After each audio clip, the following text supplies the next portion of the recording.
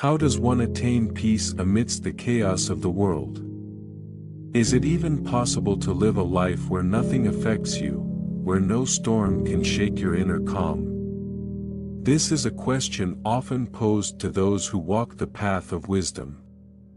Gautama Buddha once said, "Peace comes from within. Do not seek it without." These words, so simple yet profound, hold the key to unlocking a life where external circumstances no longer dictate our happiness or inner peace. Instead, we can walk through life with a sense of unwavering calm, immune to the turbulence around us. But how? The answer lies in living by certain principles that serve as shields, protecting our minds and spirits from external disturbances. These principles are timeless and universal, passed down through Buddhist teachings. To understand how they can affect our lives, let's journey through the following story, a tale of one seeker's quest to become unshakable. The Seeker's Dilemma. There was once a man, a seeker of wisdom, who was troubled by the uncertainties of life. He often found himself anxious, fearful, and unable to cope with the challenges that seemed to come from every direction. When he faced criticism, it cut him deeply. When things did not go his way, anger and frustration clouded his mind. He wanted freedom from the constant emotional storms that disrupted his peace, so he decided to seek guidance from a wise teacher known for his profound understanding of the mind. The seeker asked, "How can I live a life where nothing can affect me?" The wise teacher smiled and said, "You cannot stop the wind, but you can build a shelter. To protect yourself from the winds of life, you must live by 10 principles. Each one is a stone in the foundation of that shelter. Walk with me, and I will show you these stones." 1. Impermanence. As they walked, the teacher pointed to a tree losing its leaves. "The first principle is to embrace impermanence," he said. "Nothing lasts forever, neither joy nor sorrow. The seasons change, just as our emotions do." The seeker looked at the tree and realized that clinging to things that were always changing was the root of his suffering. He often tried to hold on to moments of happiness, fearing their loss. But just as the leaves must fall to make way for new growth, he understood that nothing was permanent. Everything, whether pleasant or unpleasant, would pass. The teacher continued, "When you accept impermanence, nothing can shake you, for you will no longer be attached to what must inevitably change. You will understand that life is a river, constantly flowing. Trying to stop the current is what causes suffering." 2. Non-attachment. As they continued walking, the teacher led the seeker to a flowing stream. He picked up a pebble from the streambed and said, "The second principle is non-attachment. Just as the pebble flows with the stream, you must learn to flow with life. When you cling to possessions, people, or outcomes, you weigh yourself down." The seeker reflected on his tendency to attach great value to material things, relationships, and expectations. He realized that his constant striving for control was the source of much of his pain.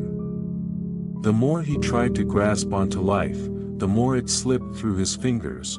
"Let go," the teacher said. "When you stop holding so tightly, you become light, and life carries you where you need to go.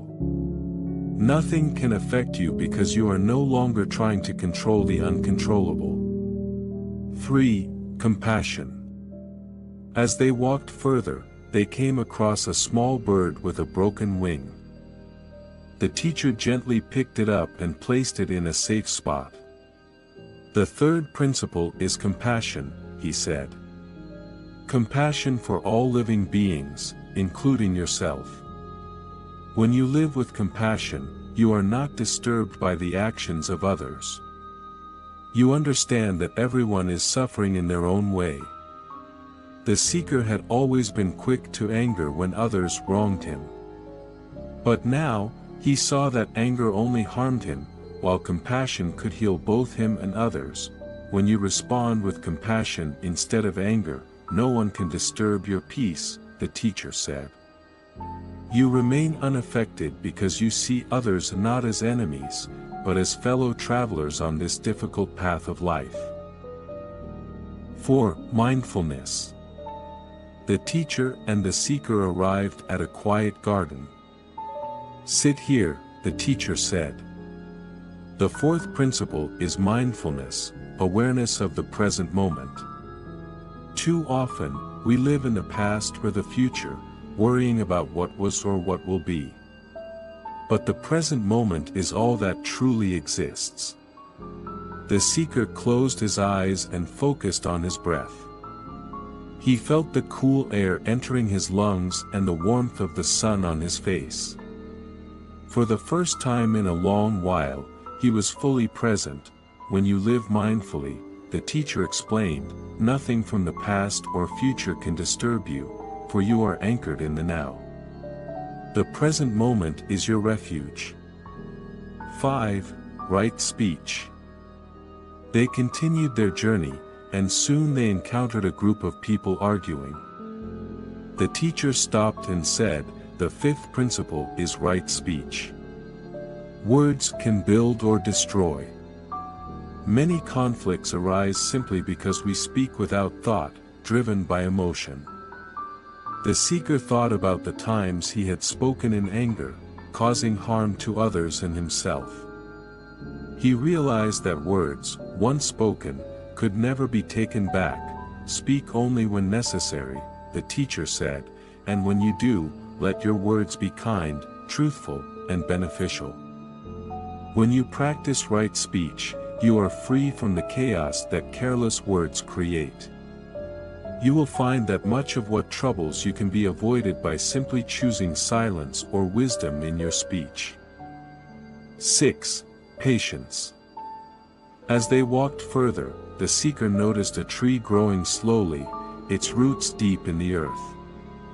The teacher said, the sixth principle is patience.